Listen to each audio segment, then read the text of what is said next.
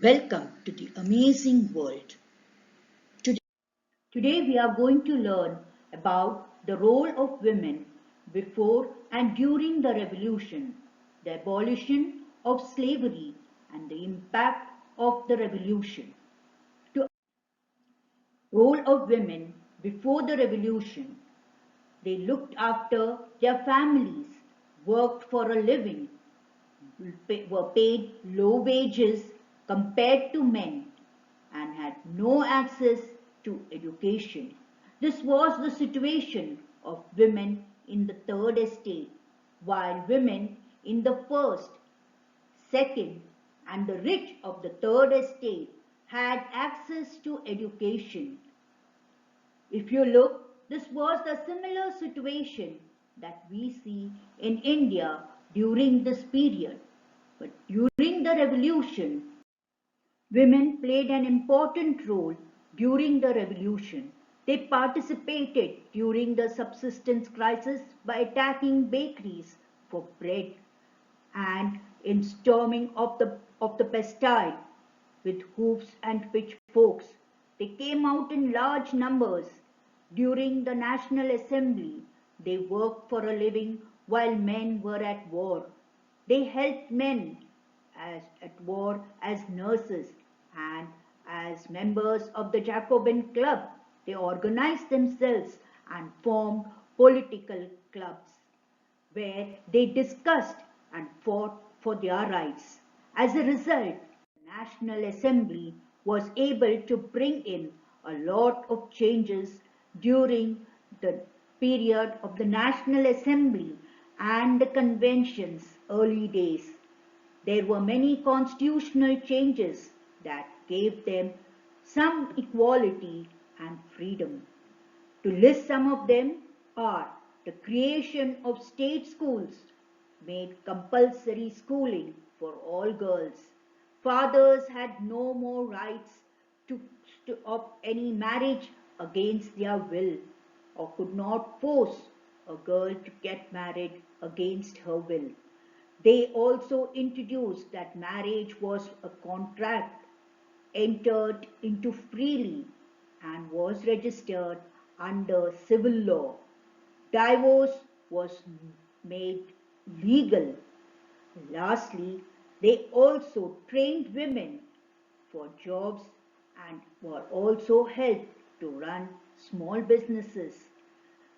The Jacobins, during this period of the Convention and National Assembly, formed political organizations which spoke about the problems women faced, and the two political women's clubs that were formed during this period was the Society of Revolution and the Republican Women. As a result, Olympus the Gorgeous was considered the first woman of the Revolution who spoke against the Declaration of the Right of Man and Citizens and later wrote about the Declaration of the Right of Woman and Citizen. She was criticized by the convention and later she criticized the convention under Robespierre for closing down women's clubs but was later charged by Robespierre for treason and was executed under his rule. But the women of France did not give up and continued fighting for their rights until they got the right to vote in 1946. Let us understand how slavery was done and why France had established colonies in Africa as the climate of Africa was suitable for the growth of commodities like tea, coffee, rubber, indigo and tobacco. But along with these commodities, they brought in men to France and sold them to merchants and traders at the ports of North and Bordeaux, where these men were later sold to plantation owners of America. So we see that Men from Africa were brought and sold in France and in return sold to owners of plantations in America, and this came to be known as the triangular slave trade that existed in France during this period.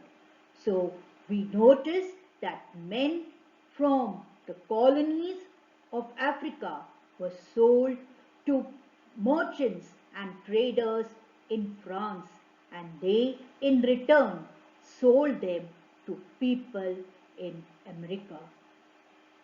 This is how slave trade was carried out during the French Revolution. We notice that during absolute monarchy, slavery existed. It continued to exist during the National Assembly, though it was debated over, but didn't do away with it, as it helped the rich of the National Assembly. It was during the period of the National Convention that slavery was abolished by law, but remained only for a period of 10 years. With the rise of Napoleon, he reintroduced slavery as it benefited the rich and helped the economy. Finally, slavery was abolished in all French colonies in 1848. The impact of French Revolution on French society was mainly the abolishment of censorship. Under the old regime, people couldn't openly express their feelings through mass media and events under the rule of the monarch. But after the storming of Bastille and the establishment of the National Assembly, with the Declaration of the Rights of Man and Citizen, came freedom of speech and expression, and these were soon translated by law the ideas of liberty and equality, and we see how people expressed it in the forms of plays, print, song, and festive processions. This remained in existence only until the rise of Napoleon. It also inspired the world with the ideals of freedom, equality, and fraternity. The idea of nationalism grew, and equality before law were some of the inspirations got from the French Revolution. With this, we end the chapter on the French Revolution. Thank you.